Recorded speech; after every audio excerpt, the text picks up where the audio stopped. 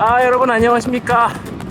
자전거 위에서만 토크가 잘 되는 토크마입니다. 오늘은 원래 예정이 없던 라이딩을 오늘 나오게 됐는데요. 제가 오늘 잠깐 업무가 있어서 이 출장을 갔다 왔는데 집에 희소식이 생겼어요. 와이프가 애들을 데리고 글쎄 에버랜드를 갔다는 거예요. 그래서 이제 저에게 자유시간이 좀 났지 뭐예요. 그러면 이제 자덕들은 육아를 잠깐 탈피해서 자유시간이 나면 뭐합니까? 자전거 타러 가야죠. 그래서 오늘도 그냥 자전거를 탈까 하다가 오늘은 제가 주로 운동하는 이 코스를 조금 달리면서 야간 라이딩의 모습을 조금 보여줘도 괜찮겠다 라는 그런 생각이 갑자기 들었어요. 그래가지고 카메라를 급하게 꺼내가지고 지금 이제 이렇게 나왔습니다. 그 야간 라이딩은 생각처럼 그렇게 촬영하는 게 쉽지가 않아요. 왜냐면 보통 이 자전거 위에서 촬영은 웬만하면 운동하시는 분들도 계시네요. 텐천에 이렇게 좋은 데가 있었어? 멋지다. 젊어요 다들. 어디까지 있죠? 야간 라이딩의 촬영은 생각보다 쉬운 일은 아니에요. 그 대부분의 자전거 촬영은 그 흔들림 방지를 위해서 액션캠으로 촬영을 하게 됩니다. 근데 이제 액션캠의 단점이 뭐냐면 이 빛이 많은 주간에는 손떨림도 방지되면서 굉장히 고화질의 촬영을 할 수 있는 반면 이 밤이 되면 액션캠 같은 카메라들이 그 떨림을 보정하는 방식이 그 소프트웨어 위주의 방식이다 보니까 이 밤이 돼서 조도가 모자라게 되면 손떨림 방지를 하질 못해요. 그래서 야간에 라이딩해서 온 그 고프로의 영상을 보면 내가 알던 그 고프로의 영상이 아니라 야 이거 괜찮나? 쓸 수 있나 싶은 그런 생각이 들 정도로 굉장히 퀄리티가 안 좋은 그 영상이 찍혀서 들어옵니다. 그래서 오늘 저는 그 야간 라이딩을 위해서 이거 저 처음 해보는 건데 일단은 자전거는 TT 자전거를 가지고 왔고요. TT 자전거를 가지고 온 이유는 로드 자전거는 핸드그립을 통해서 촬영을 하기가 어려워요. 근데 TT는 TT바를 잡으면 양손이 생각보다 어떤 걸 잡기에 괜찮은 그 손 각도가 되거든요. 그래서 TT 자전거를 가지고 왔고, 그리고 카메라는 일반 카메라를 가지고 왔습니다. 일반 카메라라는 거는 이제 보통 유튜버들이 사용하는 뭐 똑딱이나 뭐 그런 카메라류를 가지고 왔고요. 소니의 카메라입니다. 제가 사용하고 있는 건 소니 카메라고요. 그리고 이거를 타고 바로 이렇게 라이딩 촬영을 하게 되면 엉망진창인 영상이 들어올 수밖에 없어요. 왜냐면 엄청나게 떨리거든요. 얘들은 거의 뭐 손떨방 기능이 없다고 보면 됩니다. 근데 지금 제가 손에 들고 있는 것은 짐벌이라는 거예요.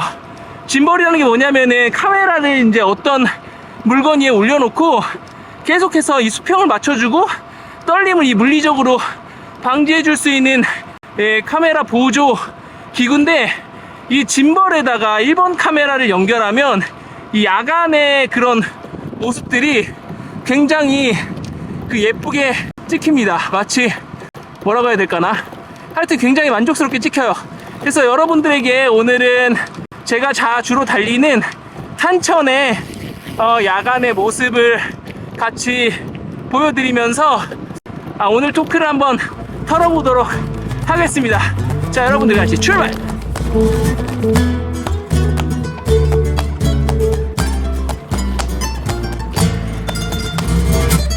제가 평소에 라이딩하는 스타일은 저는 그냥 뭐 자전거 타면 거의 풀악셀입니다. 그래서 힘이 거의 다 털릴 때까지 악셀을 당기고 뭐 그렇게 좀 주로 타왔기 때문에 이 주변의 풍경을 볼 그런 경우가 거의 없는데, 이렇게 영상을 찍으면서 야간 라이딩을 천천히 해보니까 생각보다 제가 달리던 이곳에 그 사람들의 표정 같은 것도 좀 보이고 주변의 풍경 같은 것도 굉장히 예쁘잖아요. 근데 이런 것들이 이 공격적으로 라이딩 할 때는 전혀 보이지 않던 것들인 것 같아요. 그래서 천천히 달리는 것도 확실히 재미가 있구나 라는 그런 어떤 생각을 해봅니다. 그래서 오늘 토크마에서 같이 쉽지 않은데 핸들 꽉 잡아야겠는데, 오늘 토크마에서 같이 여러분들과 대화해볼 주제는 바로 타이어에 대한 이야기를 한번 해보려고 해요.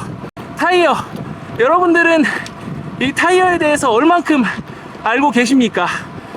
타이어가 잘 다들 아시겠지만 자전거에서 굉장히 중요한 부품이에요. 왜냐하면 이 자전거 여러 가지 부품이 있지만 실제적으로 자전거와 땅이 붙어 있는 그 부품은 타이어밖에 없단 말이죠.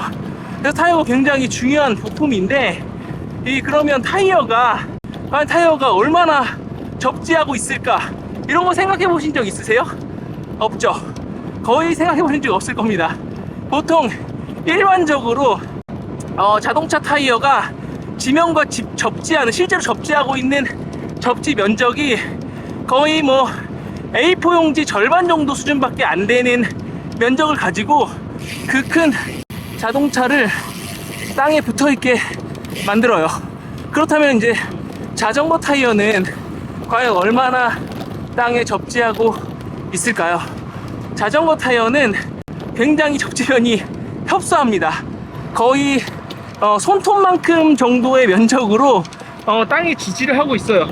그래서 손톱만큼의 면적으로 땅에 제가 퍼붓는 다리의 힘을 뒷바퀴를 통해서 동력을 전달해 주기도 하고, 이 코너링을 할 때 자전거와 저를 이렇게 지지해 주기도 하고. 근데 이 손톱만큼의 접지 면적을 가지고 이 지지한다는 게 굉장히 신기하잖아요. 그만큼 타이어에는 엄청나게 과학적인 것들이 많이 숨겨져 있죠. 힘들다. 야간 라이딩을 지금 한 평속 33km 정도로 하고 있는데, 말하면서 하니까 상당히 또 힘들다. 일단 짐벌이 굉장히 무거워요. 짐벌이랑 아마 카메라의 총 무게가 한 3kg는 넘을 것 같은데, 배기가 또 딴 데로 샜는데, 타이어가 굉장히 중요한데, 타이어 종류는 세 가지가 있어요. 세 가지가 이제 어떤 걸로 구분이 되냐면, 그 공기를 담는 주머니, 그 형태가 어떤 식으로 되어 있느냐에 따라서 타이어 종류가 이제 구분이 되어 있거든요.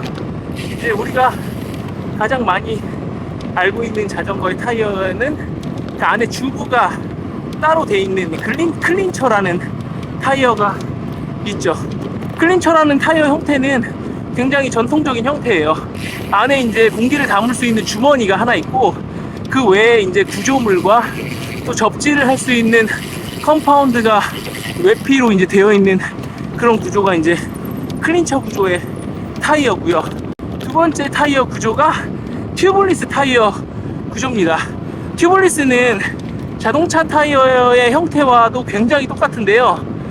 비드가 있고, 이 비드와 림이 결착이 되면서 그 림과 타이어 인너, 그러니까 타이어 안쪽에 이 공기를 방지하는 부틸 재질의 고무가 코팅이 돼 있어서 그냥 림에 안착을 시키는 것만으로도 공기의 기밀성을 유지해 줄 수 있는 타이어의 구조죠. 가장 자동차 타이어와 흡사한 구조로 되어 있고, 최근 자전거 업계에서도 굉장히 발전적으로 보고 있는 타이어의 형태입니다. 그리고 중간에 이제 튜블러라는 그런 타이어의 형태가 또 있는데, 튜블러는 뭐냐면 이 공기 주머니가 안에 들어있는 거는 이 튜블리스와 똑같아요. 부틸 재질로 안에가 코팅이 되어 있는 건 똑같은데, 튜블러는 비드라는 게 없습니다. 이 비드가 뭐냐면 약간 와이어 같은 그런 재질로 되어 있으면서 림에 이 안착을 시켜주는 역할을 하는 그런 재료인데, 튜블러는 비드가 없어요. 그래가지고 림에다가 어떤 비드 형태로 고정을 하는 게 아니고 림에 그냥 이렇게 댕그런이 얹는 거예요. 댕그런이 얹어가지고 거기에 이제 공기를 채우면 공기가 부풀어 나는 압력으로 림을 누르고, 그리고 그 사이를 양면 테이프 같은 걸로 붙여서 쓰는 방식인데, 방식은 굉장히 독특하고 어디에서도 쓰지 않는 그런 방식이긴 합니다. 그리고 이 튜블러의 장점은 뭐니 해도 이제 중량이 되겠죠. 왜냐면 이제 비드도 없고 림에도 그 비드를 잡아줘야 하는 후크 부분이 없기 때문에 그만큼 또 중량이 빠집니다. 그래서 여러 가지 종류의 타이어가 있습니다. 타이어의 종류는 여러분들이 사용하시기에 편한 어느 종류의 타이어라도 다 좋습니다. 클린처 타이어는 일단은 조금 무거운 편이죠. 왜냐면 주부가 따로 있어서 중량이 조금 나가는 편인데, 클린처는 장점이 있죠.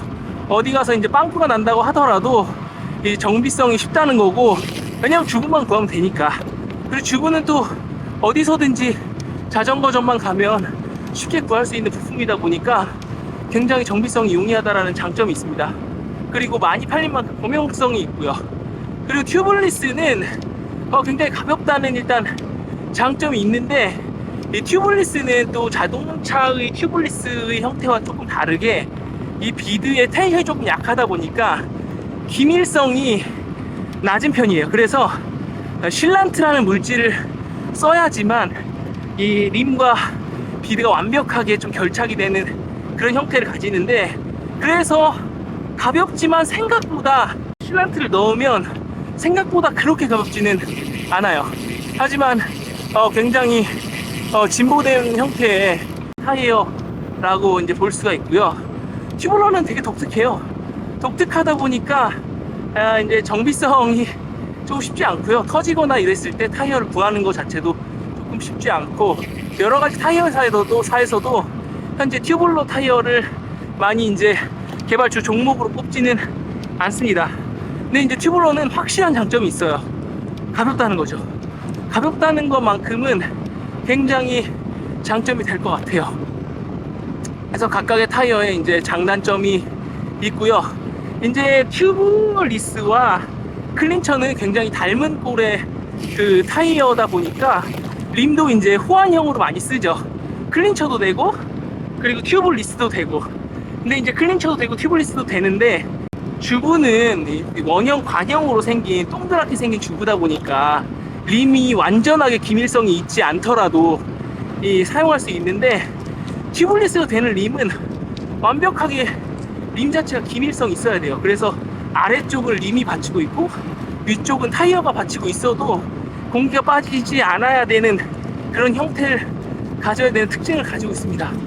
그래서 이 튜블리스와 클린처는 조금 달라요. 자, 그러면 이 타이어의 종류에 대해서는 조금, 근데 이런 거 좀 지루한가? 내가 생각할 땐 좀 이런 거 지루하다. 네.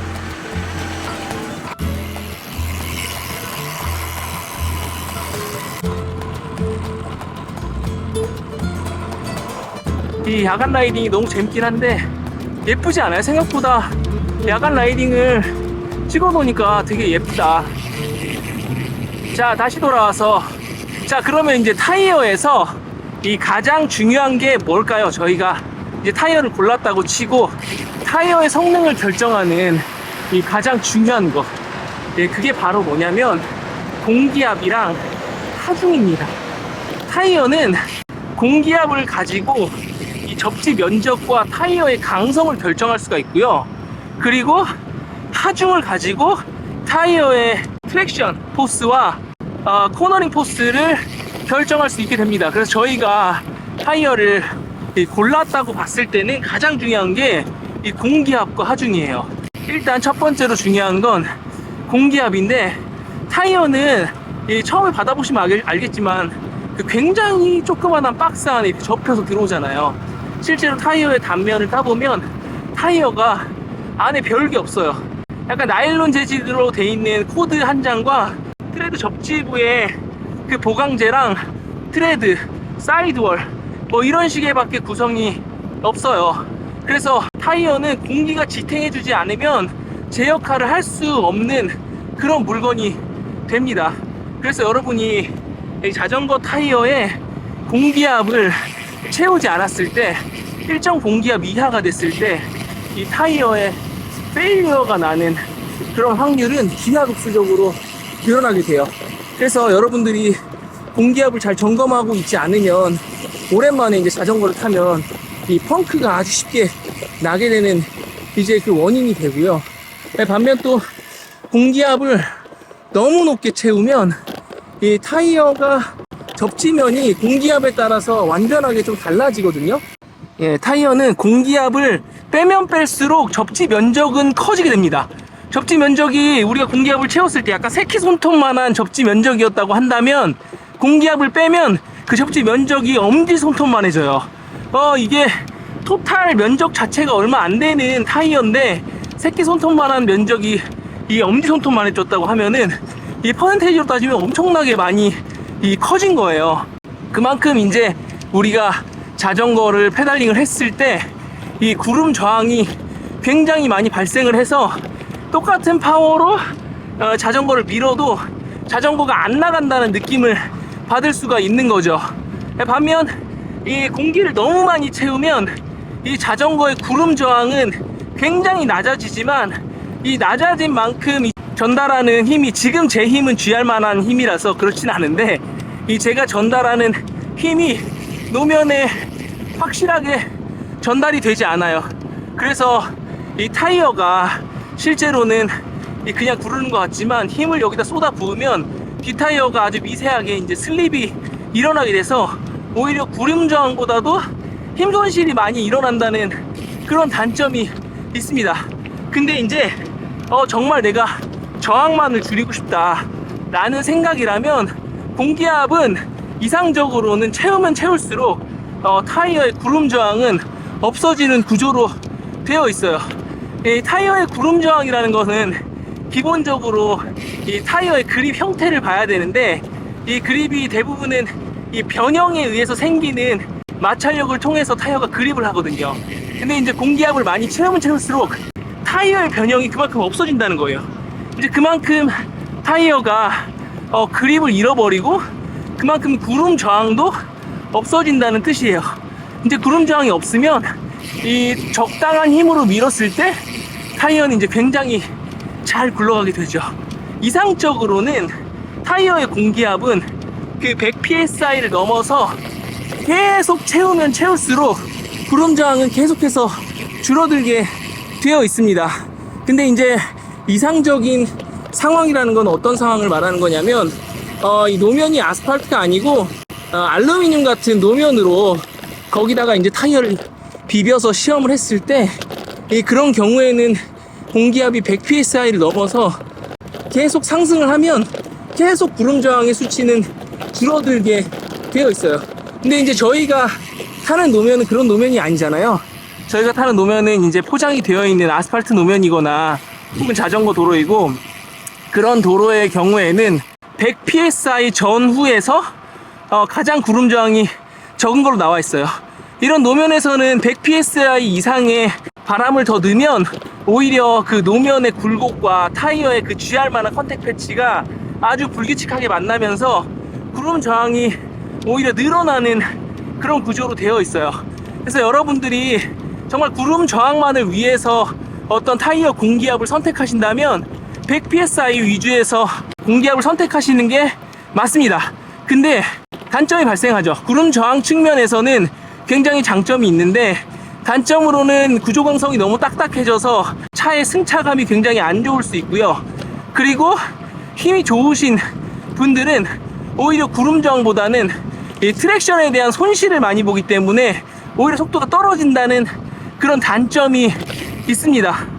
그래서 이제 여러분들이 공기압을 선택하실 때 본인에 맞는 공기압을 찾으셔야 돼요. 그래서 그거는 80psi, 100psi, 또 60psi 사이에서 여러분들이 직접 넣어 보시고 이게 내 라이딩 스타일과 맞다, 이런 공기압을 직접 찾으시면 됩니다. 공기압의 정답은 없어요.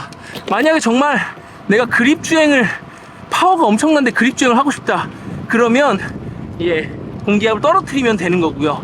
엄청 과격한 코너링에도 안정적으로 버티고 싶다, 이제 그런 경우에도 어느 정도 많이 채운 공기압보다는 공기압을 약간 떨어뜨리는 게 유리할 수도 있죠. 빗길에서도 당연히 공기압을 떨어뜨리는 게 유리할 수 있습니다. 근데 나는 정말 내 힘을 정말 저항 없이 타이어를 굴리고 싶다, 그러면 조금 더 높은 공기압을 가져가시는 게 맞습니다. 근데 이제 앞에서 설명드렸듯이 타이어의 형태가 여러 가지가 있었잖아요. 클린처도 있고 튜블리스도 있고 뭐 튜블러도 있고 여러 가지가 있는데 이 공기압에 대한 내용은 다 동일한 내용입니다. 그 다음 이제 뭐가 나왔죠? 하중이 남아있죠. 예, 하중이 남아있는데 라이더의 하중은 대부분은 그 뒷바퀴에 실려있다고 보시면 돼요. 그렇기 때문에 우리가 빵꾸가 나더라도 굉장히 뒷바퀴가 빵꾸가 많이 나는 경우고요. 그래서 동일한 공기압을 넣었다고 하더라도 이 하중에 따라서 타이어가 접지하는 면적은 다르게 돼요. 하중이 뒷바퀴에 많이 실려있다 보니까 뒷바퀴에 당연하게 동일한 공기압을 넣었을 때 더 많은 컨택 패치가 생기겠죠. 그렇기 때문에 앞뒤바퀴 균형을 맞추기 위해서 뒷바퀴에 조금의 더 공기를 넣어주는 거예요. 그런 경우에는 앞뒤의 밸런스가 조금 더 맞을 수 있죠. 그리고 뒷바퀴가 이제 안정적인 밸런스를 맞출 수가 있습니다. 한천에서 이제 조금 더 서울 쪽으로 오다 보니까 여기 서울공항이거든요. 이 구간이 가로등이 없어요. 그래서 굉장히 여기가 도전적인 구간이고 항상 야라를 할 때 내가 여기까지 갈까 말까 이 생각을 굉장히 많이 하는 것 같아요. 근데 제가 오늘 이 타이어에 대해서 이야기를 해보니까 이 야라의 감성과 타이어에 대한 설명은 좀 맞진 않네요. 이 야라 정말 풍경이 너무 예쁘고 아이들이 엄마와 함께 에버랜드에 있다는 사실이 저를 더 행복하게 만들고 딱 이 평속 25km 내외에서 천천히 크루징하는 이 맛이 이게 언제 느꼈는 맛인지 모르겠어요. 제가 이거 토크마 해가지고 이렇게 전투적으로 안 타면서 카메라로 영상을 찍으면서 이렇게 타는 거고, 토크마 아니었으면 벌써 말도 안 되는 속도로 잠실을 가겠다고 미친놈처럼 달리고 있었을 텐데 이것도 정말 저한테는 재밌는 경험이네요. 자, 오늘 저는 일단은 잠실까지로 가기로 마음을 먹었습니다. 잠실까지 왔다 갔다 하면 왕복 한 60km 정도 되고요. 왕복 60km의 경로를 한번 달려보도록 하겠습니다.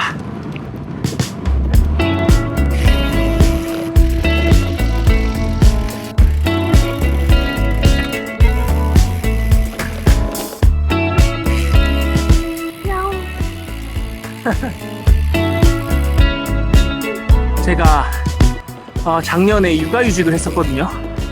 근데 작년에 육아휴직 하면서 이 탄천 이 길을 여기서부터 한강길까지 가는 그 길을 진짜 많이 달렸어요. 거의 하루에 한 번씩 달렸으니까 4개월 동안 얼마나 많이 달렸을까.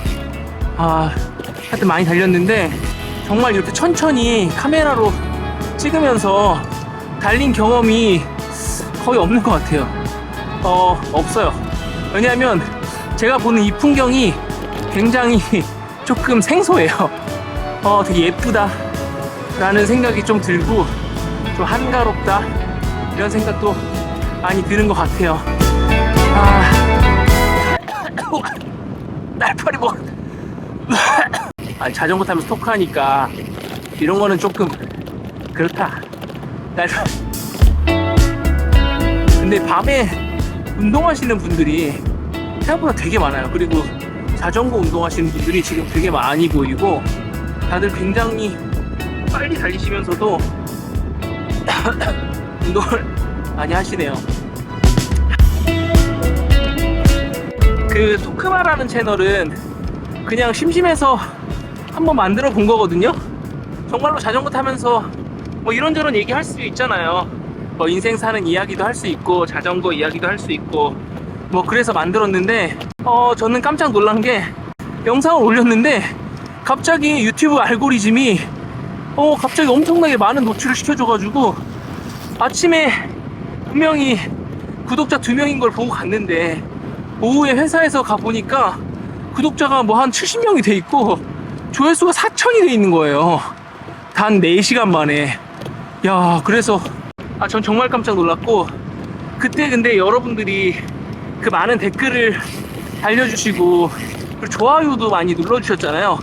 근데 이제 제가 다른 사람들이 만들어 놓은 유튜브 영상을 봤을 때 좋아요를 거의 눌렀던 적이 없었던 것 같아요. 그리고 댓글도 거의 달았던 적이 없었고 그냥 보고 갔었는데, 근데 여러분들이 달아주신 댓글과 좋아요를 보면서 굉장히 재밌더라고요. 그래서 약간은 그 소통을 하고 있는 그런 약간 기분을 받았어요. 처음 느껴보는 기분이죠. 저는 원래 인스타그램도 잘 안 하고 그런데 이 의외로 이제 유튜브에서 구독자 친구들을 만나면서 그 재미를 좀 알게 돼가지고 오늘도 이제 굳이 카메라를 안 들고 나와도 되지만 카메라를 들고 나와서 이야기를 한번 해보는 거예요. 이야기하는데 사실 중독이 돼가지고 또 제가 이 영상을 또 이야기를 올리면 또 어떤 분들이 구독을 누르거나 또 좋아요를 해주실 걸 기대하면서 또 올리는 겁니다. 지나가겠습니다. 일단 노란 불빛들이 켜져 있는 이 도로가 상당히 예쁩니다. 뭔 얘기 했었죠? 그 타이어 얘기 했었죠? 예, 타이어 얘기는 좀 길게 했지만 빨리빨리 스킵하시고 그냥 이렇게 시잘데기 없는 그런 영상 있는 그 뒷부분을 보시면 될 것 같습니다.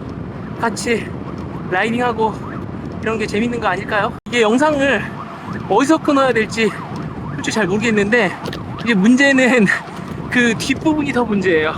왜냐면은 이 짐벌이랑 카메라를 이거를 어디다가 넣고 가기가 좀 애매해. 들고 탈 수도 없고 넣고 탈 수도 없고 지금 굉장히 지금 애매한 그런 지금 그런 거거든요. 근데 여기 진짜 야간 라이딩 하니까 진짜 뭔가 다르다. 이 축받은 도로가 일단 너무 예쁘고 앞에 저기 보이는 게 이제 헬리오시티입니다. 헬리오시티 살고 싶다. 이제 헬리오시티고요. 저기까지 오면은 약 한 20km 정도를 탄 거고요. 10km 정도만 가면 이제 잠실이 도착하고 하는데 잠실에 가서 편의점 가서 라면을 하나 때리고 돌아갈 생각입니다. 왜냐면 저는 아직 출장을 다녀와서 밥을 안 먹었거든요. 근데 밥 안 먹고 지금 너무 돼지라서 밥 안 먹고 좀 라이딩 해가지고 좀 태워야 돼, 지방을. 완전히 요즘 완전 돼지입니다, 그냥. 완전 돼지인데 이 자전거도 사실 요즘에는 그렇게 잘 못하다 보니까 체력이 많이 떨어졌어요. 근데 이제 그 와중에 이제 좀 궁금한 게 또 뭐냐면 과연 내가 지금 이 몸으로는 남산을 몇 분을 탈 수 있을까? 쓰잘데기 없는 게 되게 궁금해. 남자들은 이런 기록이나 이런 거에 환장을 하는 걸까요? 그래서 사실 좀 궁금합니다. 제가 다시 남산을 타면 몇 분이나 나올까? 그래서 조만간 한번 남산 가서 기록제로 갈 거예요. 기록제로 가서 몇 분이 나올지 한번 이제 재볼 예정입니다. 그래서 과연 체중이 남산 기록에 미치는 그 영향에 대해서도 한번 분석을 해볼 예정입니다. 여기 길도 정말 예쁘네요. 이거 그냥 풀영상으로 한 30분짜리 올리면 여러분들 볼 거예요? 안 보겠지? 그치? 근데 뭔가 좀 재미는 있다. 이렇게 야간 라이딩 한 거 찍기 쉽지 않잖아. 더 쉽지 않은 건 짐벌 들고 30분 동안 이렇게 가는 게 정말 쉽지 않다. 진짜 자전거들 많이 타세요. 좋은 아파트는 조금 다르죠?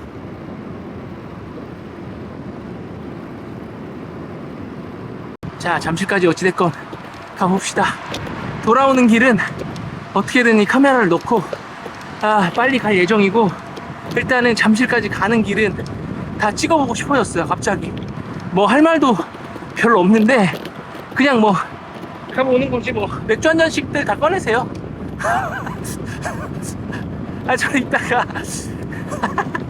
저는 이따가 장모님이 집에 오신대요. 그래가지고 장모님이랑 치킨에 생맥 한 잔 까기로 했습니다. 일단은 지금 시간이 8시를 넘어가고 있고요. 잠실에서 진짜 간단하게 목만 좀 축이고 그런 다음에 저도 이제 돌아가서 장모님이랑 맥주 한잔 할 거거든요. 여러분들도 요거 지금 원래 알죠? 자전거 타면서 술 먹고 그러면 안 되는 거 알잖아요. 근데 이제 제가 지금 대신 라이딩을 하고 있으니까 여러분들은 맥주를 까세요. 그리고 제가 지금 라이딩 같이 하니까 뒤에서 붙어서 피를 빠시면 됩니다. 지금 제 속도는 약 32km 정도로 지금 크루징을 하고 있고요. 바람이 지금 괜찮은가 봐요. 소가 좀 잘 나오네요. 지금 한 160, 70W로 지금 때리고 있습니다.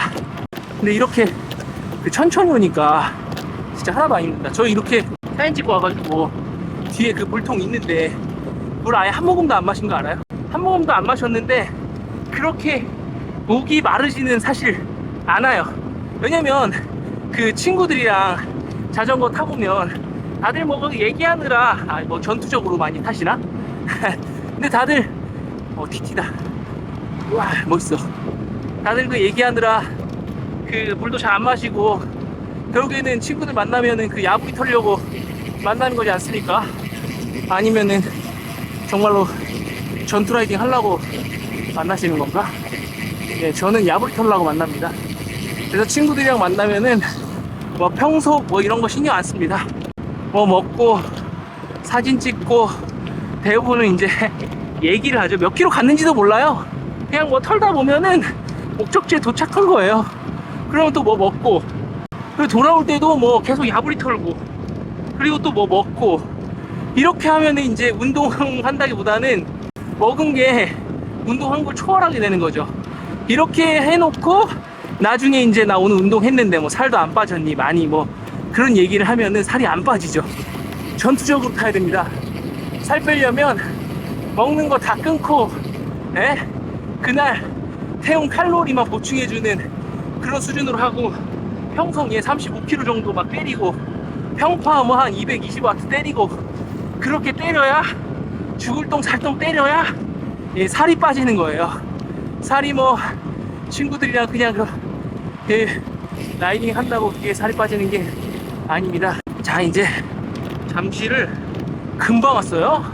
무슨 뭐 몇 마디 털었더니 금방 왔습니다. 괜히 뭐 잘 알지도 못하는 타이어 이야기 하느라 머리만 아프고 안 그래도 회사에서 머리 아픈 일 생각 많이 해가지고 그래가지고 머리가 아팠는데 또 라이딩 하면서까지 그렇게 머리가 아플 필요가 없지 않습니까? 근데 문제가 생겼어요. 이 소니의 이 GV1이라는 카메라인데 이 4K로 촬영을 하잖아요. 그러면은 아주 기가 막히게 30분밖에 촬영을 못합니다. 그래서 지금 이 카메라는 지금 배터리가 거의 다 됐다고 저에게 워닝 사인을 지금 보내고 있고요. 그래도 배터리가 꺼질 때까지는 달려봐야 하는 거 아니겠습니까?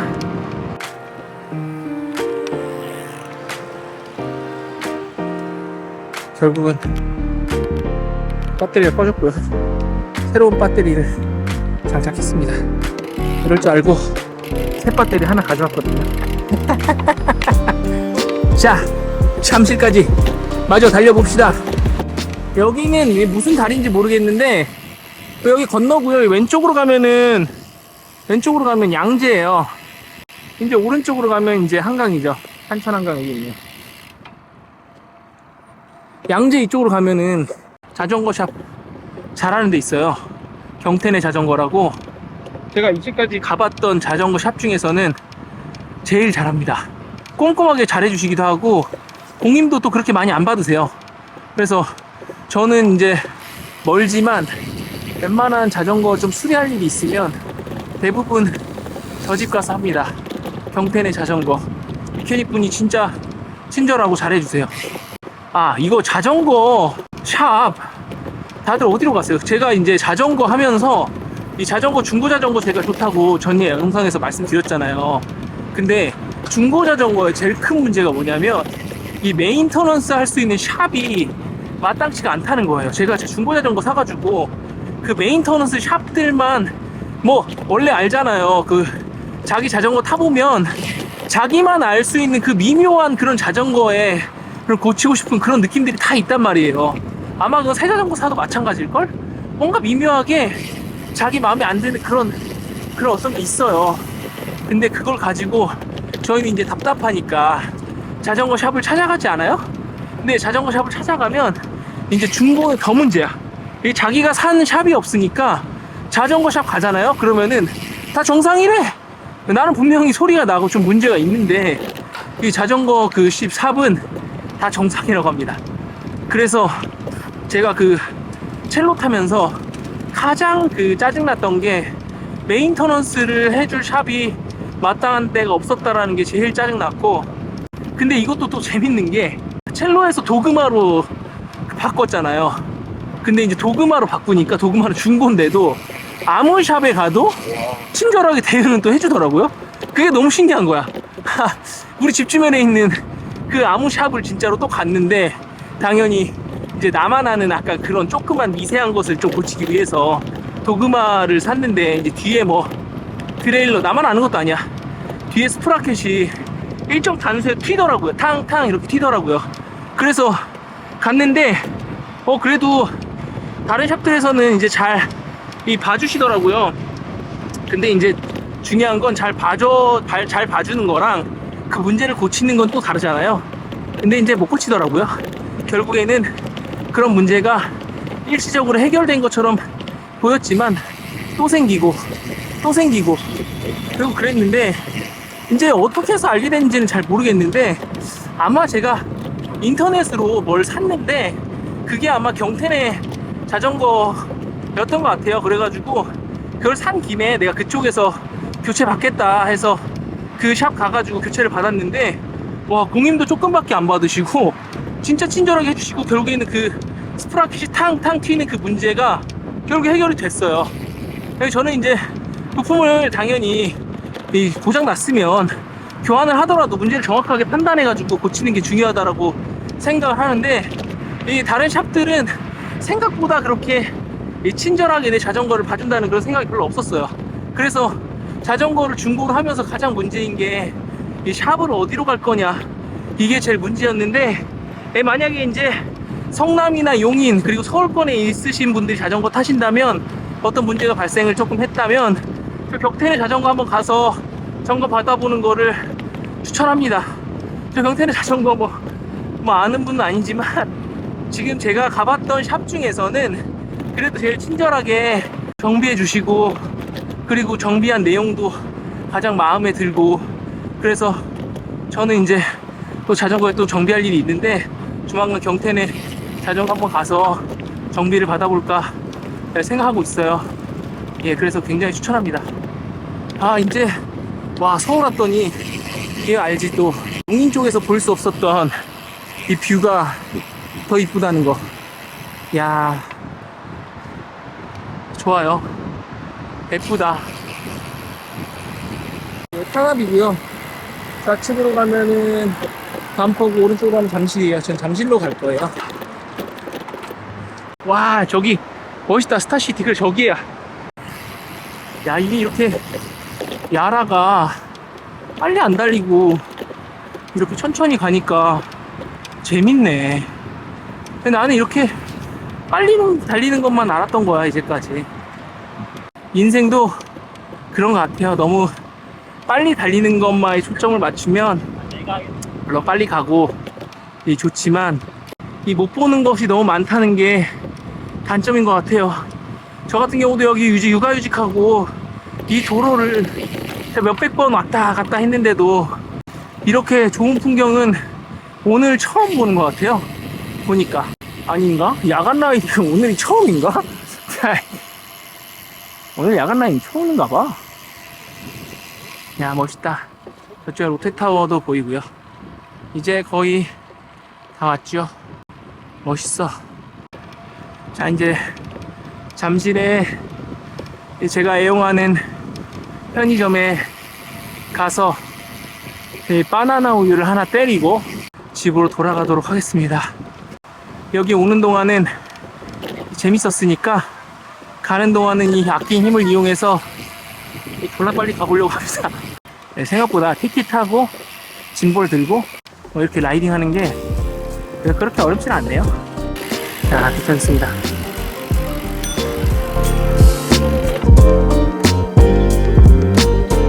와, 벌레 진짜 많아.